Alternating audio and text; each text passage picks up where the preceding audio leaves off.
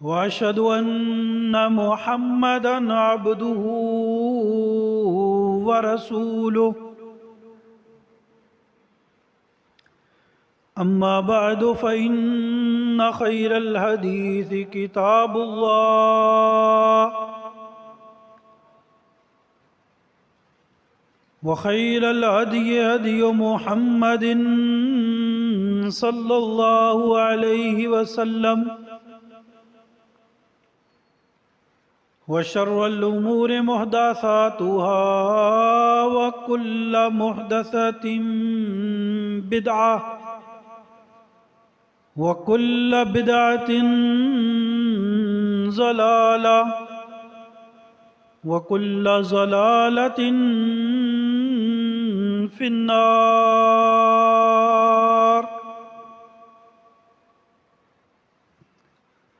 أعوذ بالله السميع العليم من الشيطان الرجيم.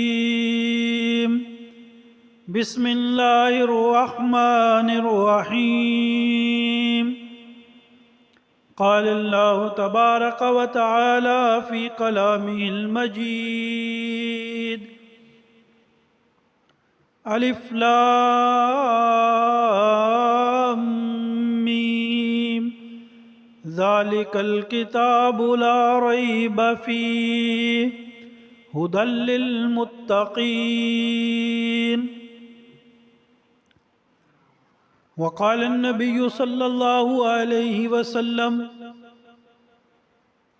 إن الله يرفع بهذا الكتاب أقواما ويضع به آخرين. وقال النبي صلى الله عليه وسلم في حديث أخرى: خيركم من تعلم القرآن وعلمه. اللهم صل على محمد وعلى آل محمد كما صليت على إبراهيم وعلى آل إبراهيم إنك حميد مجيد. اللهم بارك على محمد وعلى آل محمد كما باركت على إبراهيم وعلى آل إبراهيم إنك حميد مجيد. يا أيها الذين آمنوا اتقوا الله حق تقاته ولا تموتن إلا وأنتم مسلمون. يا أيها الناس اتقوا ربكم الذي خلقكم من نفس واحدة وخلق منها زوجها وبث منهما رجالا كثيرا ونساء، واتقوا الله الذي تساءلون به والأرحام إن الله كان عليكم رقيبا. يا أيها الذين آمنوا اتقوا الله وقولوا قولا سديدا يصلح لكم أعمالكم ويغفر لكم ذنوبكم، ومن يطع الله ورسوله فقد فاز فوزا عظيما. رب اشرح لي صدري ويسر لي أمري واحلل عقدة من لساني يفقهوا قولي. اللهم انفعني بما علمتني وعلمني ما ينفعني وزدني علما. اللهم إني أسألك علما نافعا ورزقا طيبا وعملا متقبلا. اللهم إني أعوذ بك من علم لا ينفع ومن قلب لا يغشى ومن عين لا تدمع ومن نفس لا تشبع ومن دعاء لا يسمع اللهم رب زدني علما اللهم رب زدني علما اللهم رب زدني علما آمین ثم آمین۔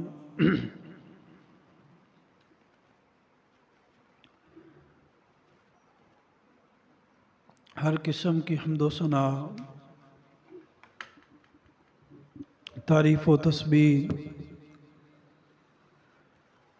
بڑائی اور کبریائی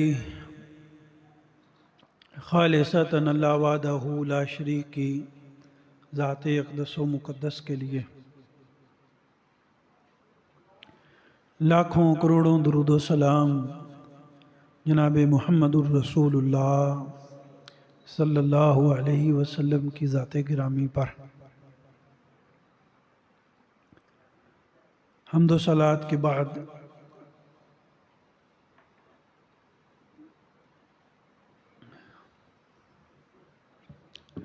خطبہ جمعہ کے آداب میں یہ شامل ہے کہ کوشش کریں کہ پہلی صف مکمل کریں، جو ساتھی پیچھے ہیں آگے آ جائیں،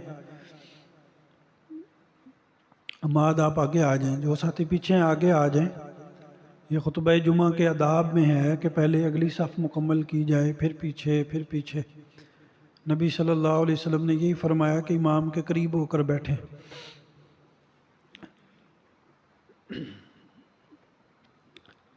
اچھا جی،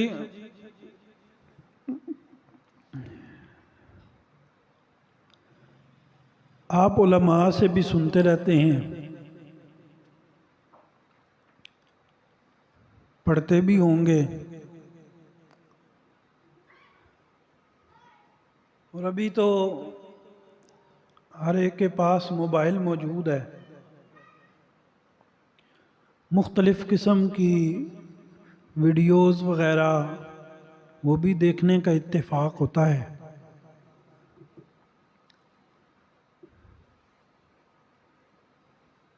نبی صلی اللہ علیہ وسلم کے زمانے کے بعد تسلسل سے جو ہی آپ نے مکہ سے مدینہ ہجرت کی تو مسلمانوں کو عروج ملنا شروع ہو گیا، مسلمانوں کو عروج ملنا شروع ہو گیا۔ دن بدن مسلمان آگے کو بڑھے، پیچھے نہیں ہٹے۔ نبی کے اپنے پاک زمانے میں جہاں سے 8 سال پہلے لوگوں نے نکالا، یا جس شہر میں 8 سال پہلے رہنا ناممکن اور محال اور مشکل ہو گیا تھا، اللہ نے کتنی عزت دی کہ صرف 8 سال کے قلیل عرصے کے بعد اسی مکہ کو کیا کر لیا؟ فتح کر لیا۔ آپ کے اپنے زمانے میں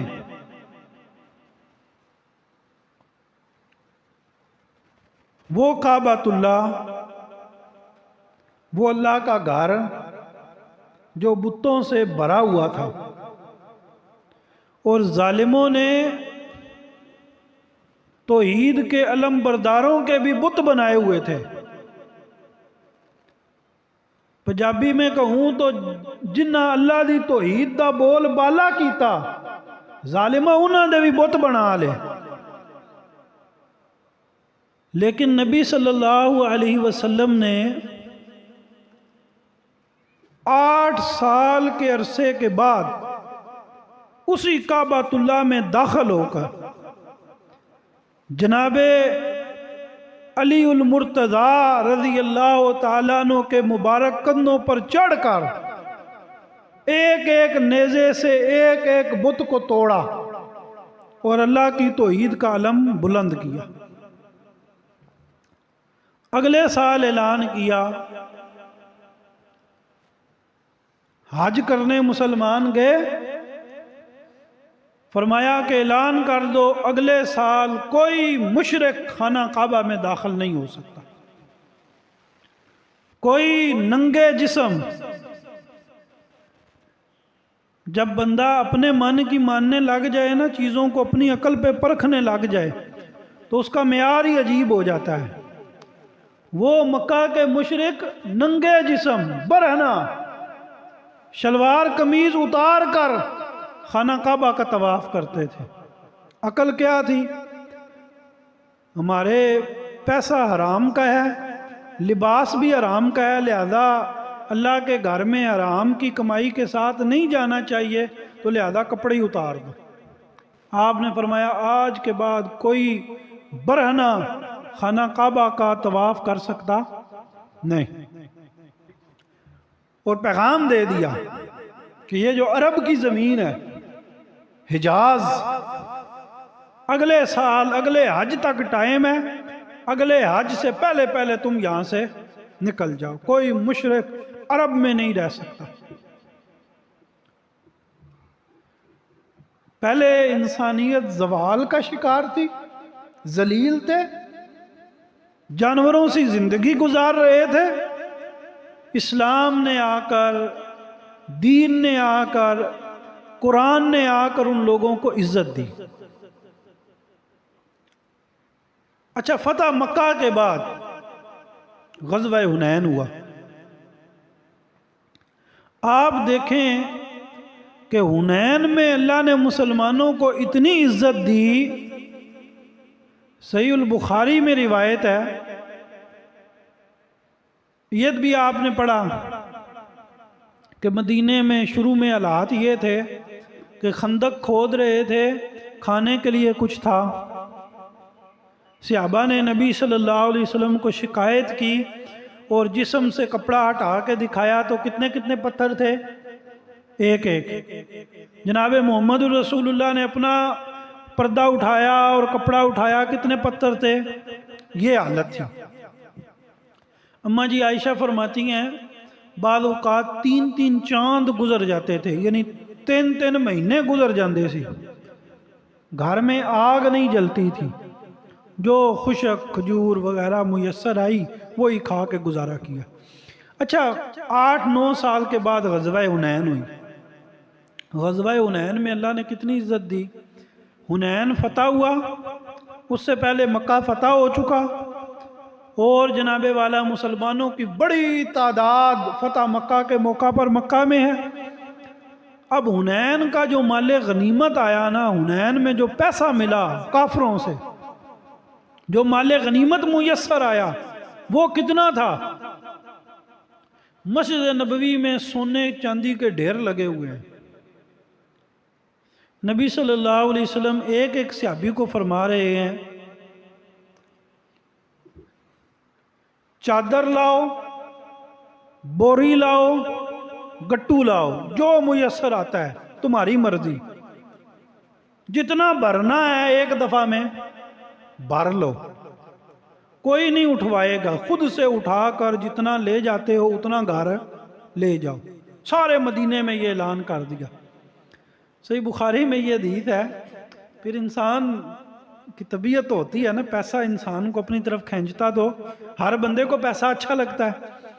تو نبی صلی اللہ علیہ وسلم کے چچا جناب عباس رضی اللہ تعالیٰ عنہ مکہ کے سردار بھی تھے، پھر بدر کے بعد مشرف با اسلام ہوئے، اللہ کے نبی کی بڑی خدمت کی۔ تو جناب عباس رضی اللہ تعالیٰ عنہ نے، جس کو آپ پنجابی میں کہتے ہیں نا سلیتا، وہ اٹھا کے لے آئے۔ کیا اللہ نے عزت دی، بچھایا، سونے سے اس کو بھر لیا۔ بھرنے کے بعد جس طرح چارے کی آپ گٹھڑی بناتے ہیں، پانڈ، سونے دی پانڈ بنائی، تو اٹھانے لگے، اٹھی نہیں، تو ساتھ والے کو کہا کہ یہ مجھے اٹھوا دو۔ نبی صلی اللہ علیہ وسلم نے فرمایا نہیں، اصول سب کے لیے ہے کہ خود اٹھانی ہے۔ انہوں نے پھر کچھ اس میں سے مال اتارا، اتار کے پھر جو ہلکی اس کو کی اور پھر پنڈ بنا کے تھے کمر تھے لے کے جا رہے ہیں۔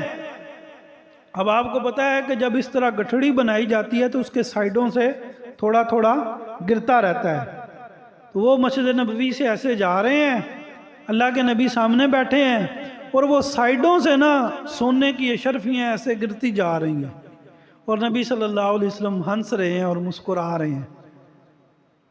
آپ دیکھیں اللہ نے کتنی عزت دی۔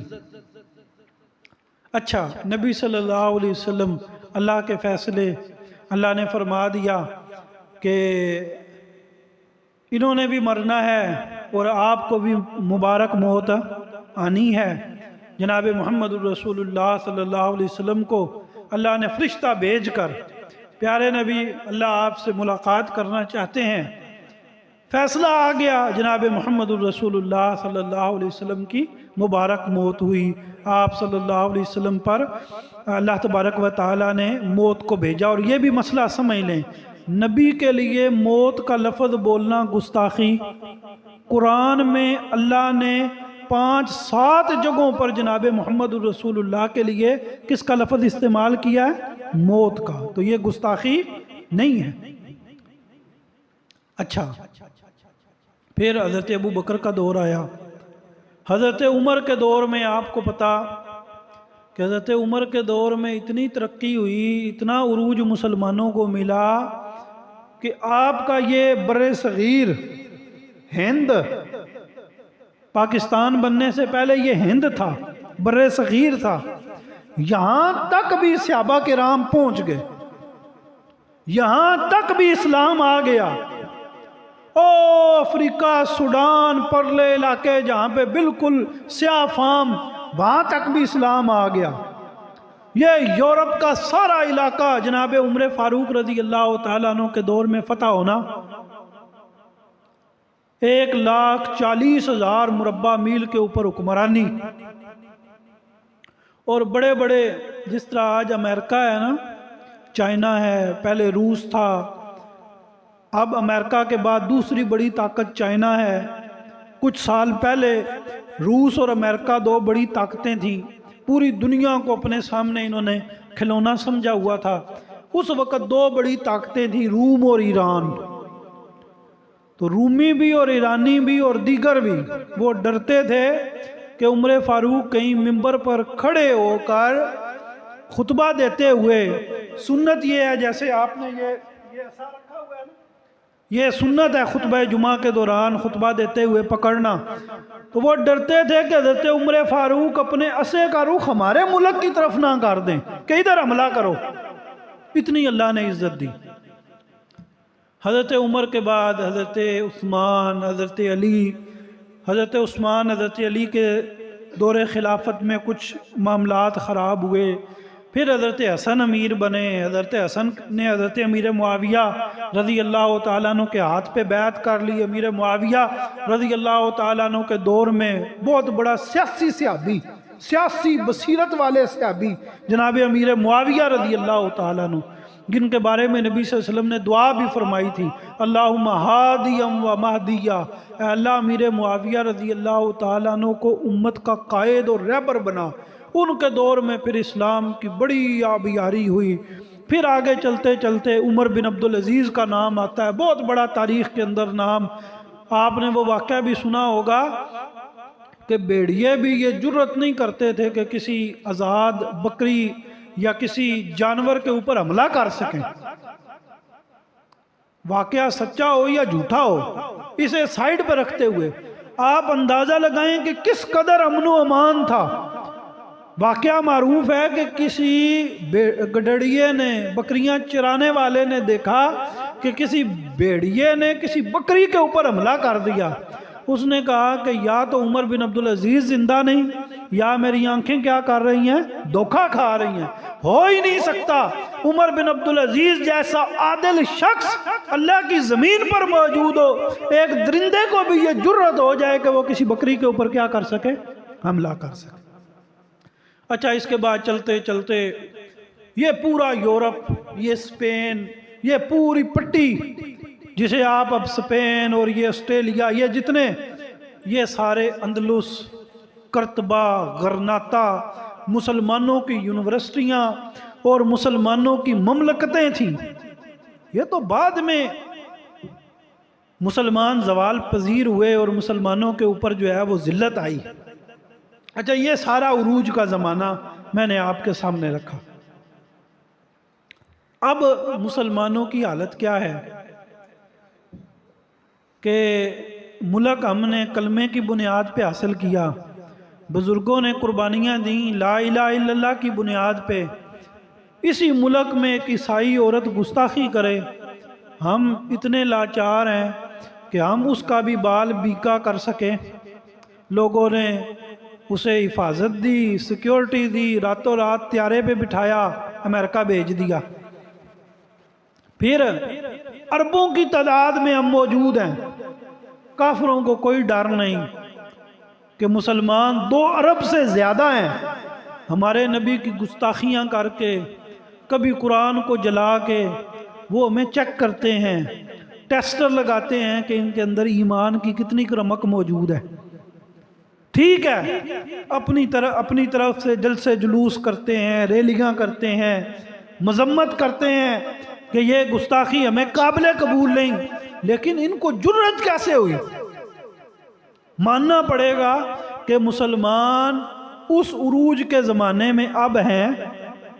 اچھا، انفرادی طور پہ اگر ہم اپنی انفرادی زندگیوں کا ذرا اس کو ٹٹولیں تو اس کی حالت یہ ہے کہ وہ مسلمان جن کی امانت، دیانت، پاک دامنی کی گواہیاں غیر دیتے تھے،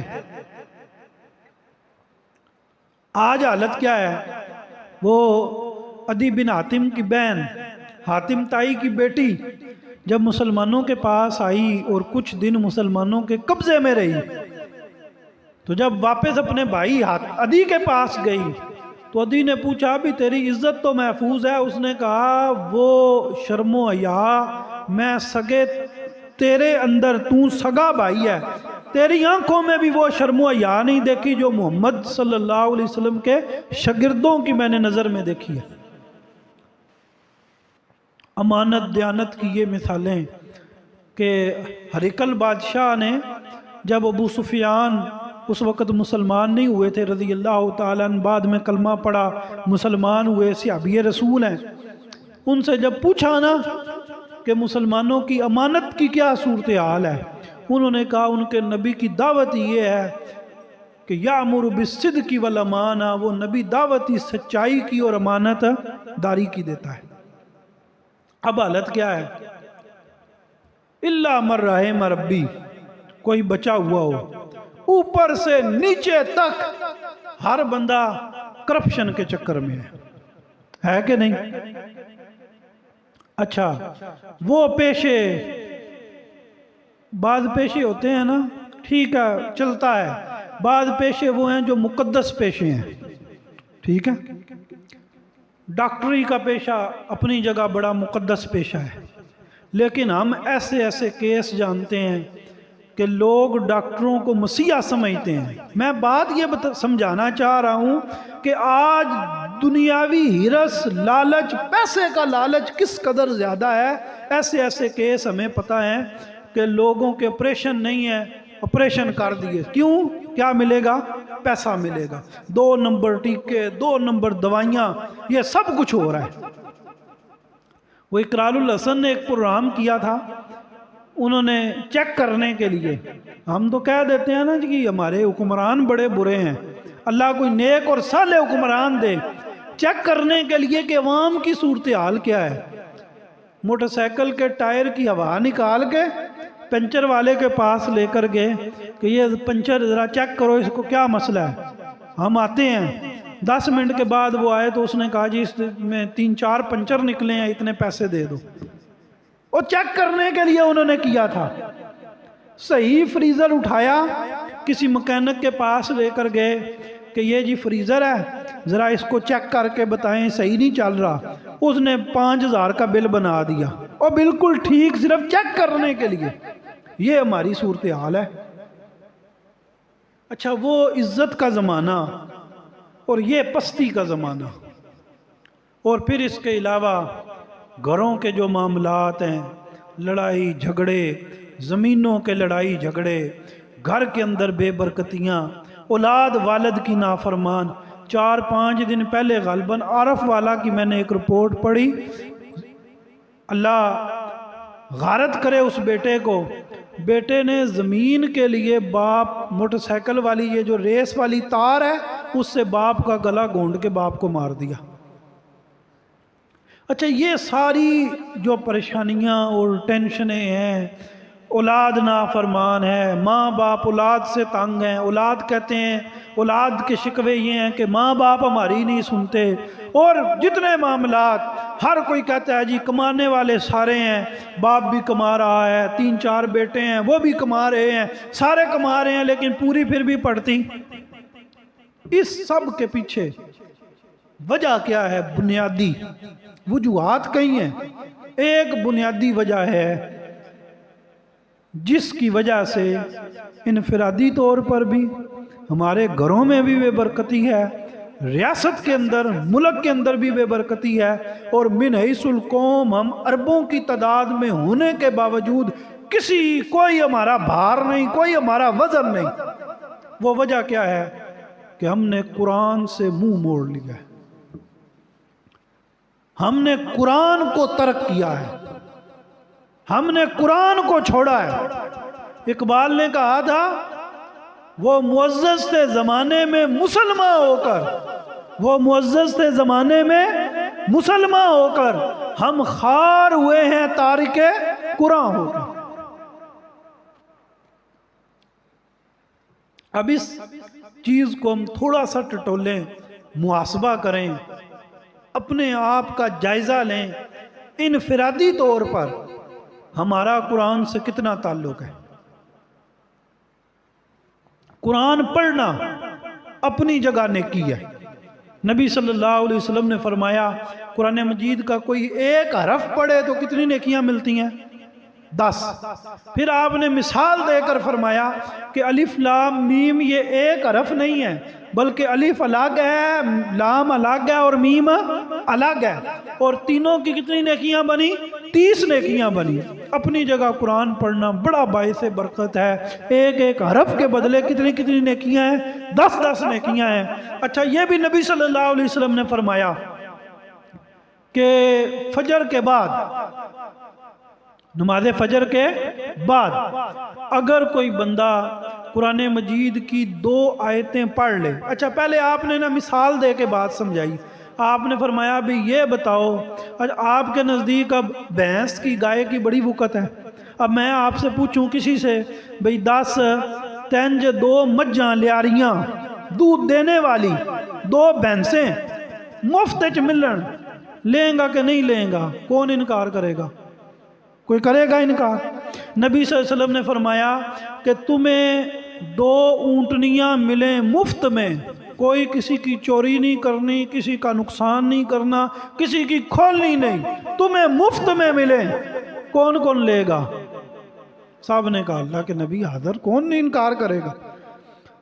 اب آپ کی زبان سے نکلا، آپ کی زبان نبوت سے نکلا، وَمَا يَنْتِقُ عَنِ الْهَوَىٰ إِنْ هُوَ إِلَّا وَحْيٌ يُوحَىٰ۔ جناب محمد رسول اللہ جو بولتے ہیں وہ رب کی طرف سے وحی ہوتا ہے۔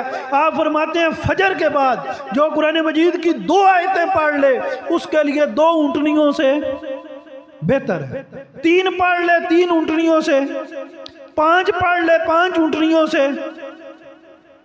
ہم میں سے کسی کا اس کے اوپر عمل ہو؟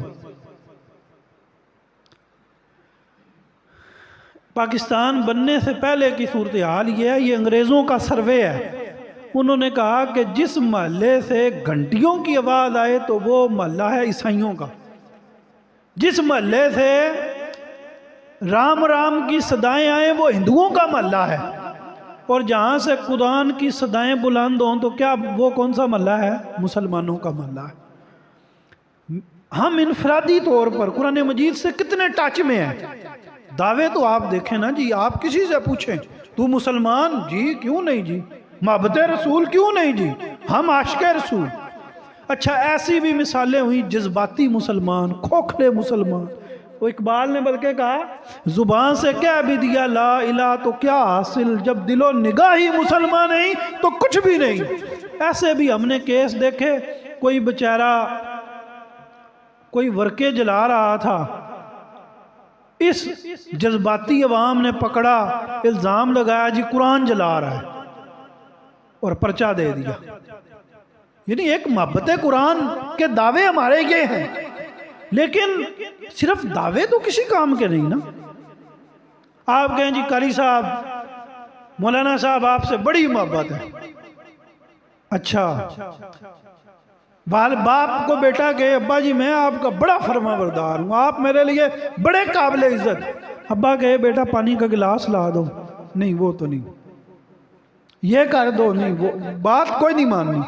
تو بھی قرآن سے ہماری محبت کیسی؟ قرآن خالی پڑھنے کے حوالے سے میں کسی سے نہیں پوچھوں گا کہ آپ نے کتنا پڑھا، ہم سب اپنے اپنے دل میں ٹٹولیں کہ میں روزانہ کتنی کو قرآن مجید کی تلاوت کرتا ہوں۔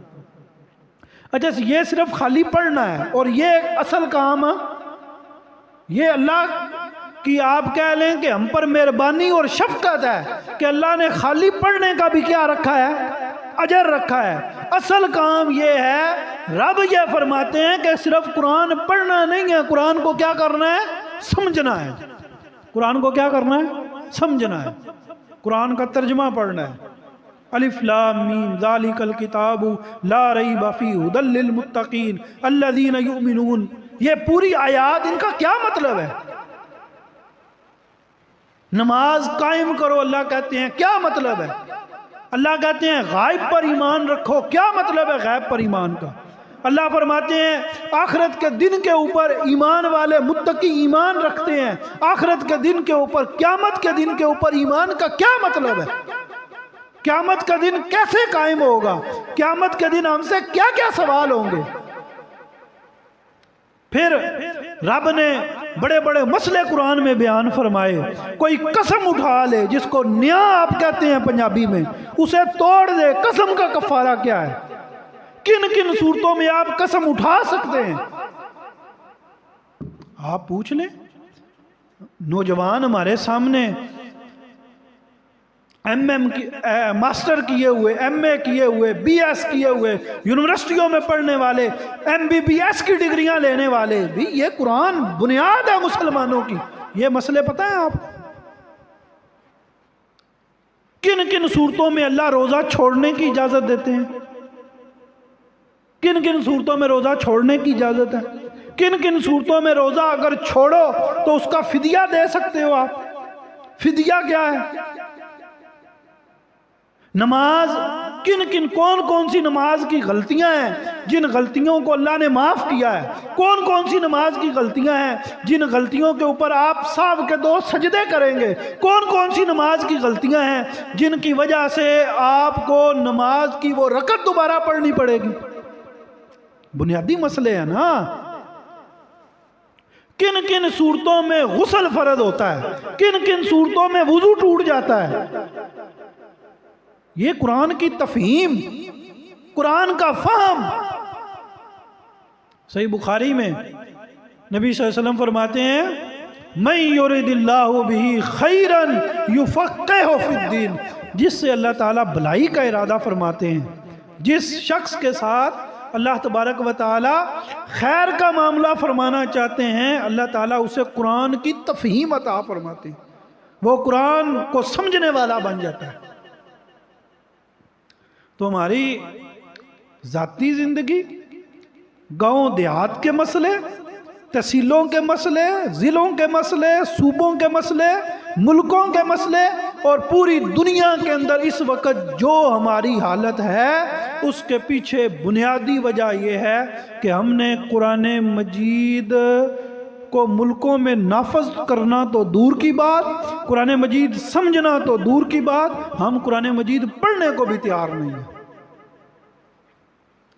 اچھا قرآن مجید پڑھنے کا بھی طریقہ اور وال ہے۔ ڈاکٹری نسخہ کون لکھے گا؟ ڈاکٹر لکھے گا نا۔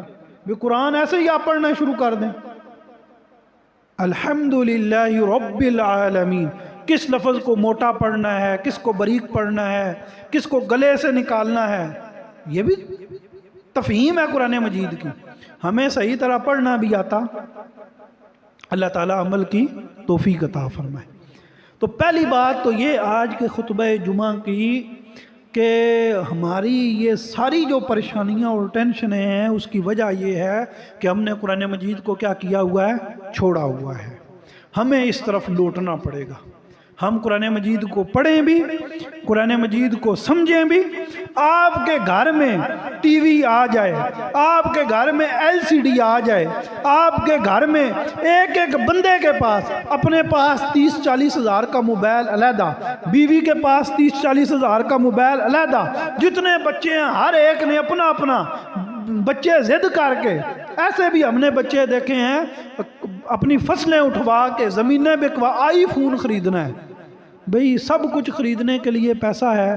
ایک ترجمے والا قرآن 1000-1500 کا، 4-5 ہزار کی کوئی تفسیر قرآن مجید کی، یہ آپ کے گھر میں ہے؟ اگر نہیں ہے خود آپ ٹٹول لیں اپنے آپ کو. تو پہلی چیز تو یہ کہ ہم نے قرآن مجید کو سمجھنا ہے. قرآن مجید کا ترجمہ گھر میں رکھیں. حافظ عبدالسلام بن محمد بھٹوی، ان کی تفسیر ہے 4 جلدوں میں، بڑی باکمال، سادہ عام سادہ بندہ بھی سمجھنا چاہے بڑا سادہ سا ترجمہ اور بڑی آسان تفسیر، وہ گھروں میں رکھیں، خود سنیں. اب تو موبائلوں کے اندر آڈیو میں موجود ہے، آپ ویسے ہی لگا کے آدھا گھنٹہ جو ہے وہ سن لیں. دوسری بات، پڑھنا، پڑھانا، سمجھنا یہ اپنی جگہ. قرآن مجید کی حفاظت کا ذمہ کس نے لیا تھا؟ اللہ نے. اچھا، اللہ نے قرآن مجید کی حفاظت کا ذمہ کیسے لیا؟ اس بات کو بھی سمجھے نا. اللہ نے قرآن مجید میں تو فرما دیا اِنَّا نَحْنُ نَزَّلْنَا الذِّكْرَ وَإِنَّا لَهُ لَحَافِظُونَ. قرآن لایا بھی اسی تے قرآن دے محافظ بھی اسی. لیکن اللہ اے حفاظت کیویں کی تھی؟ اللہ اے حفاظت بندیاں کو لو لئیے. اللہ اے حفاظت کدے کو لو لئیے؟ بندیاں کو لو. اللہ نے یہ حفاظت لوگوں سے لی ہے، انسانوں سے لی ہے، اور ان انسانوں کو مبارک ترین انسان بنا دیا. قرآن نبی صلی اللہ علیہ وسلم نے پڑھ کر کن کو سنایا؟ صحابہ کو. صحابہ سارے حافظ قرآن تھے. کوئی ایک صحابی بھی آپ کو غیر حافظ نظر آئے گا؟ یہ ہو سکتا ہے چلو پورا قرآن کسی کو حفظ نہیں ہوگا، لیکن ہر بندہ حافظ ضرور تھا. 10 پاروں کا حافظ، 15 پاروں کا حافظ، باقی سینکڑوں صحابہ پورے قرآن مجید کے حافظ. اچھا، پھر یہ حفاظت صحابہ سے تابعین، تابعین سے تبع تابعین، اس طرح اللہ نے یہ حفاظت کن سے لی؟ انسانوں سے. قرآن کی حفاظت جو اللہ نے خود ذمہ داری اٹھائی تھی، اللہ نے وہ حفاظت کن سے لی؟ انسانوں سے لی، اور ان انسانوں کو دنیا کے مبارک ترین انسان بنا دیا. کیسے؟ صحیح بخاری میں جناب محمد الرسول اللہ صلی اللہ علیہ وسلم فرماتے ہیں آپ کی زبان نبوت سے نکلی ہوئی بات میں ذرا برابر بھی شک کرنے والا، اس کا دل میں ایمان کی رتی بھی نہیں ہو سکتی. آپ نے فرمایا خیرکم من تعلم القرآن وعلمہ. تم میں سب سے بہترین ڈاکٹر نہیں، تم میں سب سے بہترین انجینئر نہیں، تم میں سب سے بہترین کسان نہیں، تم میں سب سے بہترین جو ہے وہ سائنسدان نہیں، تم میں سب سے بہترین جو ہے وہ نقشے بنانے والے نہیں، گرافک ڈیزائنر نہیں، تم میں سب سے بہترین وہ ہے جو قرآن سیکھے. اور اللہ نے قرآن کی حفاظت کا ذمہ انسانوں سے لیا اور پھر ان انسانوں کو دنیا کے مبارک ترین انسان بنا دیا. دوسرا کرنے والا ہمارا کام یہ ہے کہ ہم اپنی اولادوں کو قرآن کے لیے اور دین کے لیے کیا کریں؟ وقف کریں. یہ بہت بڑا صدقہ جاریہ ہے، یہ بہت بڑا مبارک قدم ہے. وہ خاندان، وہ فیملی، وہ گھرانہ جس میں ایک بچہ بھی قرآن پڑھنے کے لیے وقف ہو جاتا ہے، دین پڑھنے کے لیے وقف ہو جاتا ہے، اللہ پورے پورے خاندانوں کو مبارک بنا دیتے ہیں. اچھا، جب یہ بات کی جاتی ہے نا، ہماری وہی پھر دنیاوی سوچیں ہیں. مولوی بن گیا تے کھائے گا، کمائے گا کتھوں. اچھا مجھے یہ بتائیں، میں الحمدللہ ایم فل بھی کر چکا ہوں، کالج میں بھی میں پڑھاتا رہا ہوں، پوری کالج یونیورسٹی ہر ایک کے نظام کو ہم جانتے ہیں، کیڑا کالج تے کیڑا یونیورسٹی، وہ تواڈے بچیاں دے مستقبل دی ضمانت ہے کہ بچے ساڈے کول پڑھ گئے تے انہاں نوں 100% نوکری لبے گی۔ کوئی ہے تے سانوں بھی دسو۔ اچھا، کالج یونیورسٹی کے بچوں کو دھکے کھاتے ہم نے اپنی آنکھوں سے دیکھا، آپ کو ہزاروں مثالیں مل جائیں گی۔ بچوں نے ڈگریاں لی ہوئی لیکن پکوڑے سموسے کی ریڑھی لگائی ہوئی، ڈگریاں لی ہوئی پنچروں کی دکان لگائی ہوئی، ڈگریاں لی ہوئی بے روزگار پھر رہے ہیں، ڈگریاں لی ہوئی ڈپریشن کی وجہ سے گھر والوں نے اتنا تنگ کیا، بچے نے خودکشی کر لی، کوئی مستقبل نہیں۔ تو ایک مولوی بخاؤ، ایک حافظ بخاؤ، ایک قاری بخاؤ جس نے دین پڑھا ہو، قرآن حفظ کیا ہو، پوری امانت داری کے ساتھ دین کے ساتھ وہ جڑا ہو اور وہ روزگار کے حوالے سے پریشان ہو۔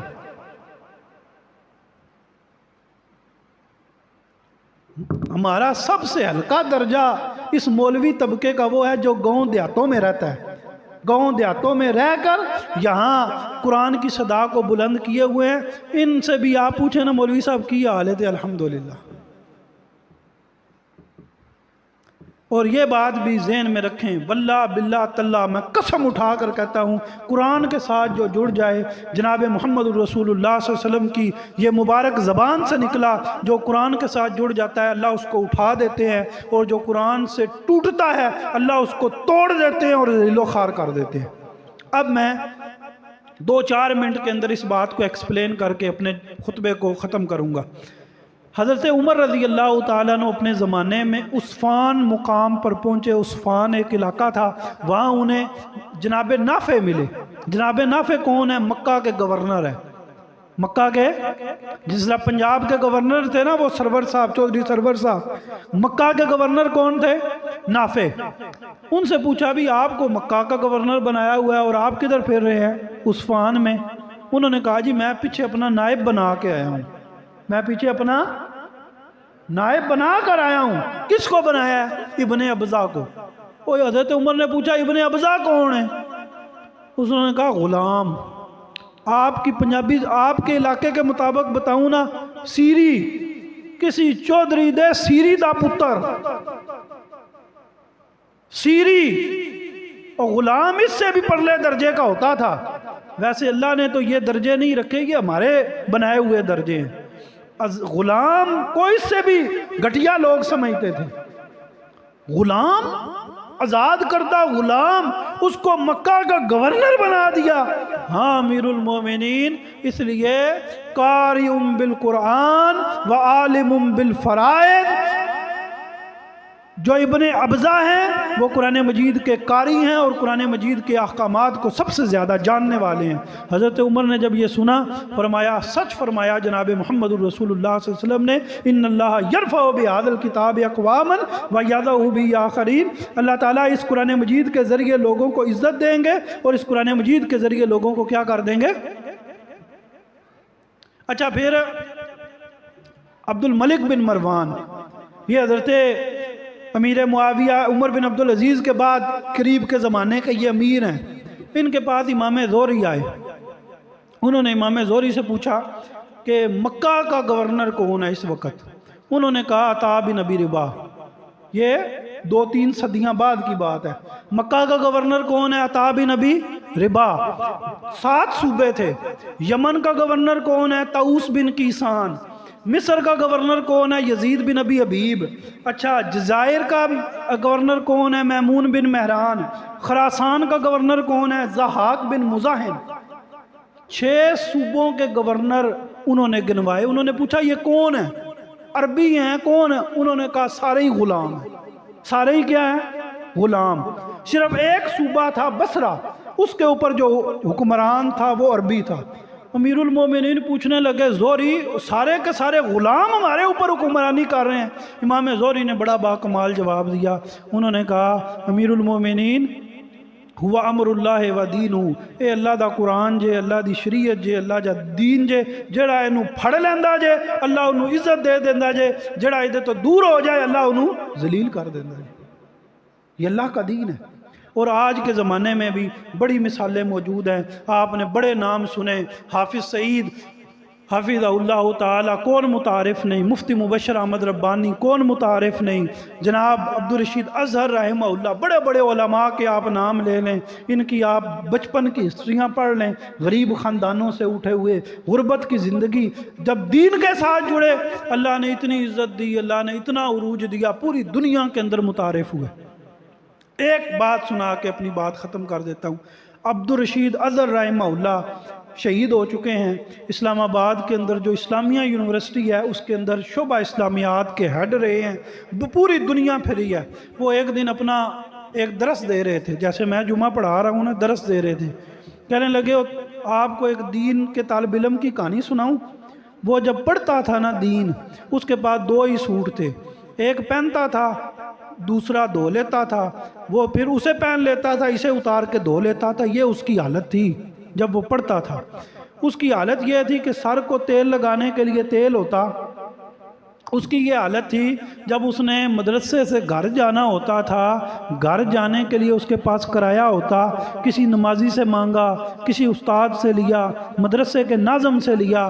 لیکن آج اس کی حالت یہ ہے، اس کی الماری آپ ہٹاؤ، الماری میں دنیا کی ہر قسم کا قیمتی لباس